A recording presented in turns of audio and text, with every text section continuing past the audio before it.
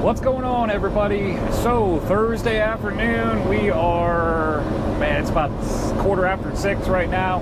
Finally found us a load on, it was, oh man, it took until about 11 o'clock today, 11 o'clock this morning to get this load found. So got a load, taking us about 590 miles to Virginia. It's probably the lightest load I've ever hauled. Gonna show it to you here in a second. Stick around.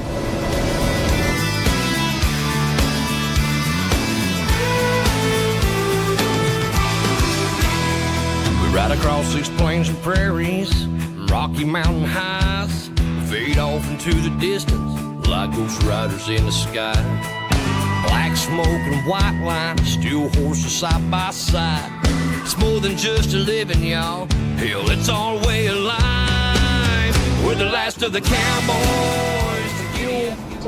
Because we are in desperate shape for some fuel. Let's see where. Assume it's this way, I guess.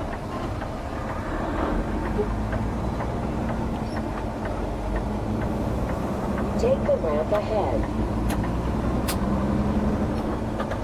Grab some go-go juice, and then I'm gonna show you guys this load while I'm getting fuel, and we will talk about it a little bit and cover what we got going on next. So be right back.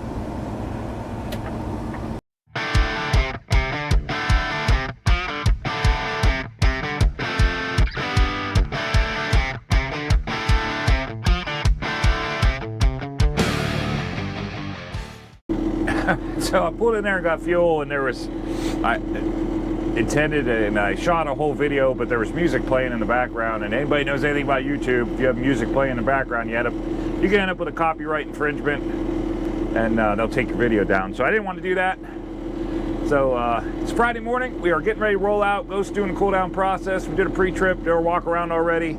Ghost is doing a cool down process, but I figured I'd show you this load real quick that I started to show you last night and had to delete that portion of the video. So I'll show you this load, and then we'll roll on up here.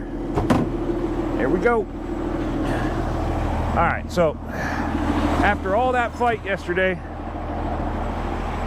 Wednesday evening, and then yesterday morning, all of that fighting through trying to find a load, loads canceling, people they won't work with us, we won't work with them.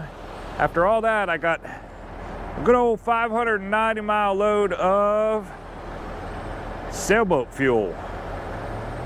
Now, what you need to remember about sailboat fuel is that it's kind of a unique fuel in the way that it doesn't require any sort of hazmat endorsement like most fuels do.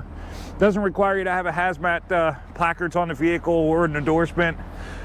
So the really strange part about hauling sailboat fuel is securement on it. And securement is kind of difficult sometimes because this is every 1/10 of a mile or so, you get a whole new trailer worth of sailboat fuel. So you really need to watch your securement. And what I did for securement on this thing was I did a very, very complicated and sophisticated way of securing this by doing absolutely nothing at all to keep it on the trailer.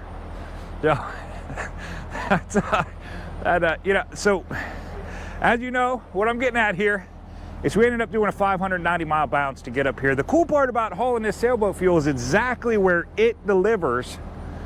I've booked a bulldozer right out of that same location. So I'm gonna pull in, deliver my sailboat fuel, and pick up a bulldozer going over to Michigan. So all joking aside, this was probably the best decision. What the numbers that I was seeing down in Georgia, Alabama, to get back up to Ohio, Michigan, Pennsylvania, the numbers that I was seeing, they're actually about $1,000 less than the money I'm getting out of coming up here to Newport News, Virginia, and loading this load and taking it, rather than loading a load from Georgia going straight up. So it actually made sense to bounce up here and get a load that paid $1,000 more, going where I needed it to. And I'm getting, even though I added probably 400 miles to this trip altogether. I think it was about 300 miles extra that it added by coming over to Virginia and then up.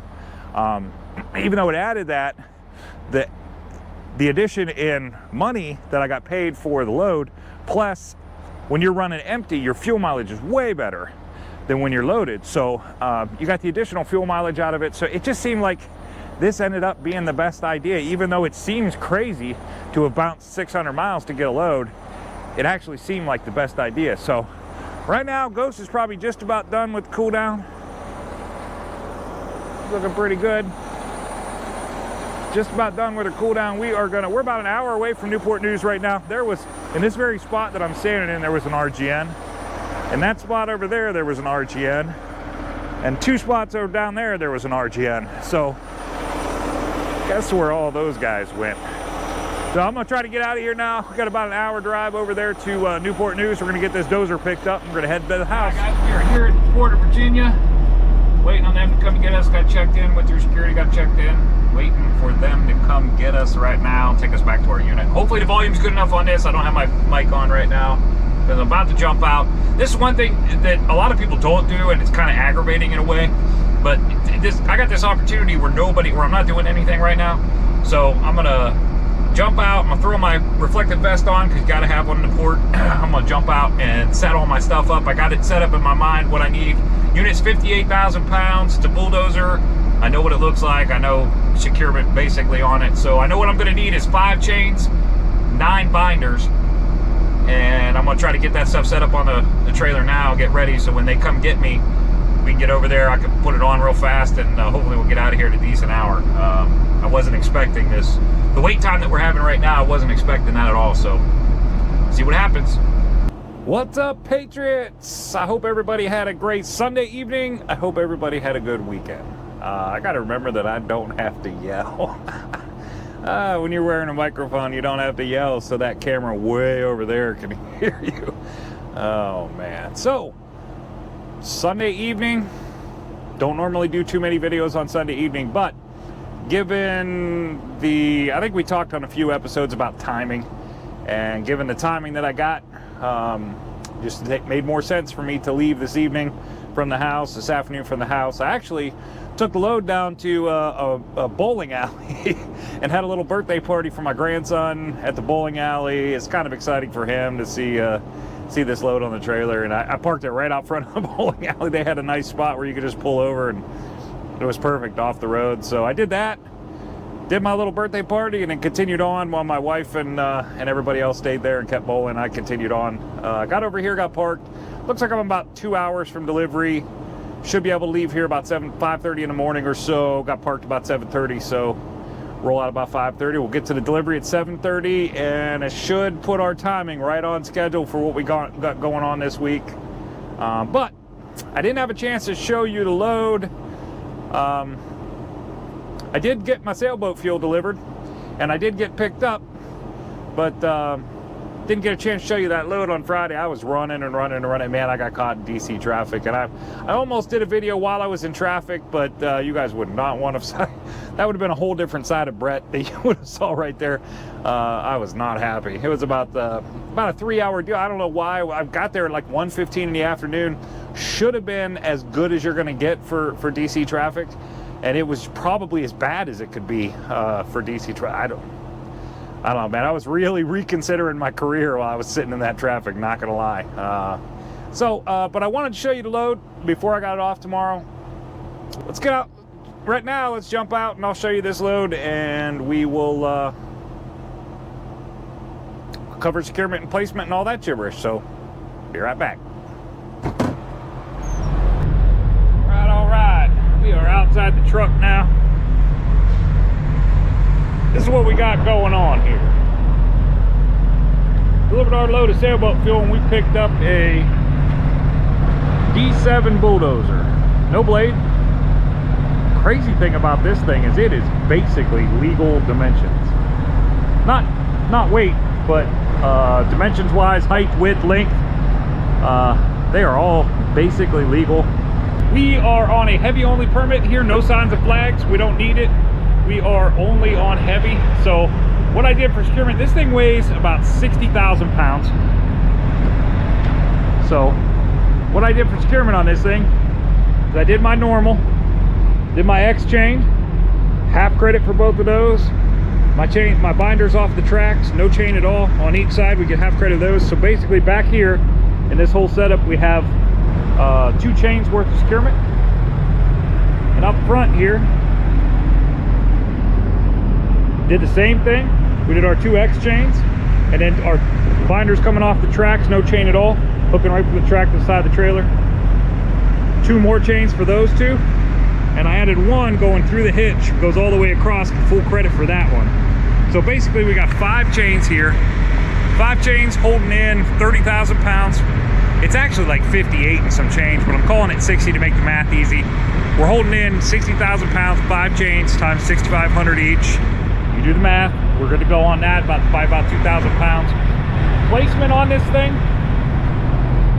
you can see, as always, my trailer loves this stuff to be shoved all the way to the back. So what I did was I ran it back until I was comfortable that I had enough room back here to be able to put those binders and chains in and still have the rear pulling tension on them that I wanted to get. And I stopped it there. We ended up just about perfect on weights, just about as good as it can get. So that's how I place. I mean, placement is really education. When you know what you know about your trailer and the way it rides, and you've done a bunch of loads with it and where it likes the weight, placement just becomes a feel thing. I took a guess on where it should be based on what I wanted to accomplish, and it worked out just fine. Well, there you have it, guys. That is our D7 bulldozer we got picked up last week. Got our sailboat fuel delivered, got our dozer picked up, ran over to the house for the weekend, spent a day and a half, day and 3/4 at the house, and now we're on to Lansing, Michigan to get this thing delivered. We should be there tomorrow morning about 7:30. So stick around the next episode for delivery on that and see what we got coming up next. If you're brand new to the channel, I appreciate you watching. Hopefully you enjoyed what you see. If you did, hit that like button. If you want to see more, consider hitting that subscribe button. I appreciate that. For those of you coming back to the you know how I feel about you. I love you guys. I appreciate it. Thanks for coming back and watching these episodes and making your comments and helping me out, as well as asking great questions and getting more information out there. So I appreciate all of it. And until the next time, guys, I hope everybody stays safe out there and has a great day.